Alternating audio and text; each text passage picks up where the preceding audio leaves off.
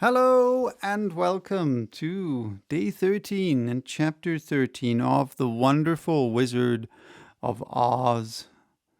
This chapter is titled The Rescue. The Cowardly Lion was much pleased to hear that the Wicked Witch had been melted by a bucket of water, and Dorothy at once unlocked the gate of his prison and set him free. They went in together to the castle, where Dorothy's first act was to call all the Winkies together and tell them that they were no longer slaves. There was great rejoicing among the yellow Winkies, for they had been made to work hard during many years for the Wicked Witch, who had always treated them with great cruelty. They kept this day as a holiday then and ever after, and spent the time in feasting and dancing. "If our friends the Scarecrow and the Tin Woodman were only with us," said the Lion, "I should be quite happy." "Don't you suppose we could rescue them?" asked the girl anxiously. "We can try," answered the Lion.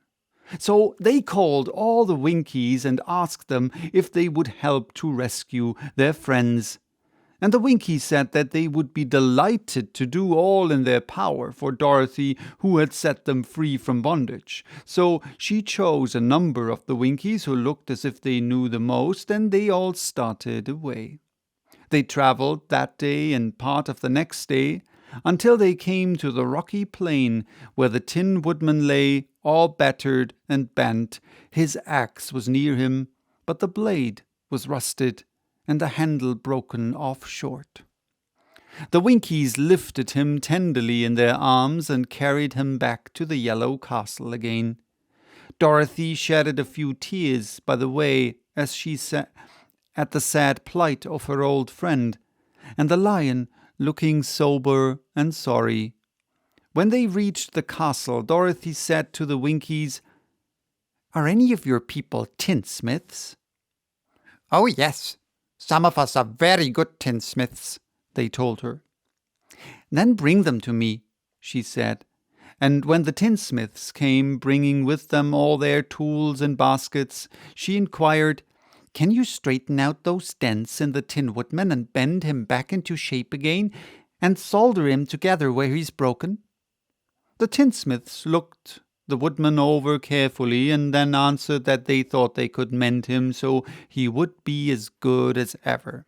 So they set to work in one of the big yellow rooms of the castle, and worked for 3 days and 4 nights, hammering and twisting and bending and soldering and polishing and pounding at the legs and body and head of the Tin Woodman, until, at last, he was straightened out into his old form, and his joints worked as well as ever.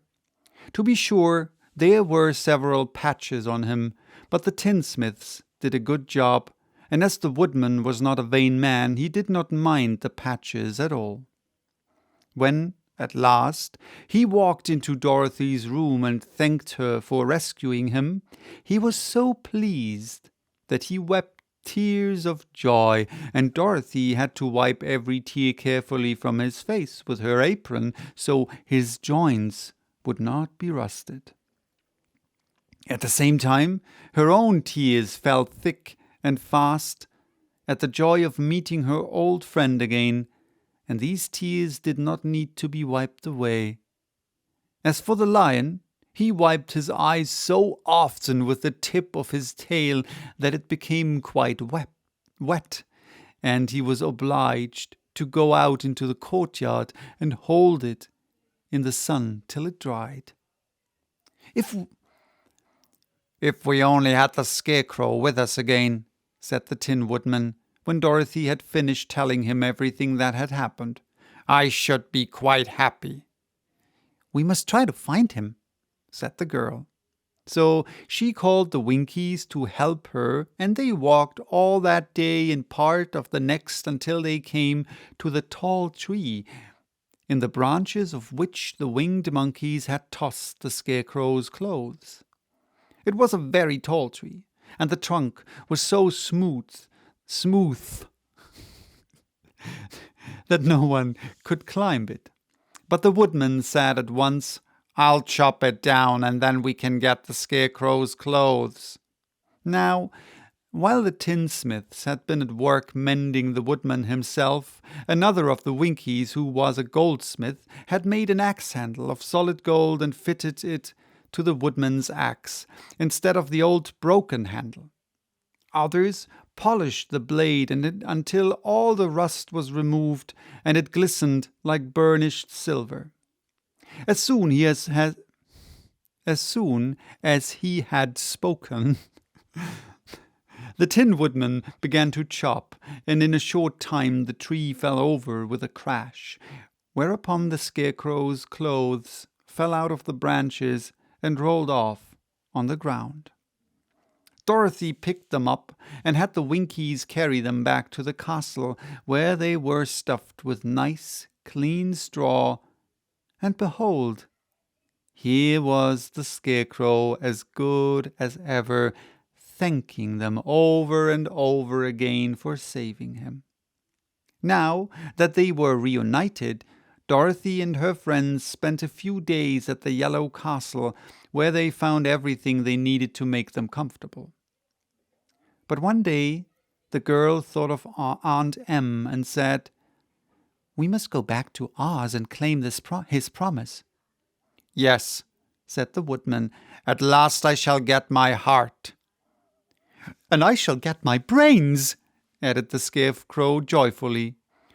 "And I shall get my courage," said the Lion thoughtfully. "And I shall get back to Kansas," cried Dorothy, clapping her hands. "Oh, let us start for the Emerald City tomorrow." This they decided to do. The next day they called the Winkies together and bade them goodbye. The Winkies were sorry to have them go, and they had grown so fond of the Tin Woodman that they begged him to stay and rule over them and the Yellow Land of the West. Finding they were determined to go, the Winkies gave Toto and the Lion each a golden collar, and Dorothy they presented a beautiful bracelet studded with diamonds, and to the Scarecrow they gave a gold-headed walking stick to keep him from stumbling, and to the Tin Woodman they offered a silver oil can inlaid with gold and set with precious jewels. Every one of the travelers made the Winkies a pretty speech in return, and all shook hands with them until their arms ached. Dorothy went to the witch's cupboard and filled her basket with food for the journey, and there she saw the golden cap. She tried it on her own head and found that it fitted her exactly. She did not know anything about the charm of the golden cap, but she saw that it was pretty. So she made up her mind to wear it and carry her sunbonnet in the basket. Then, being prepared for the journey, they all started for the Emerald City, and the Winkies gave them 3 cheers and many good wishes to carry with them. So, this was a shorter chapter after the 2 long chapters, right? So, yeah, this one's for today. Bye-bye till tomorrow to chapter 14.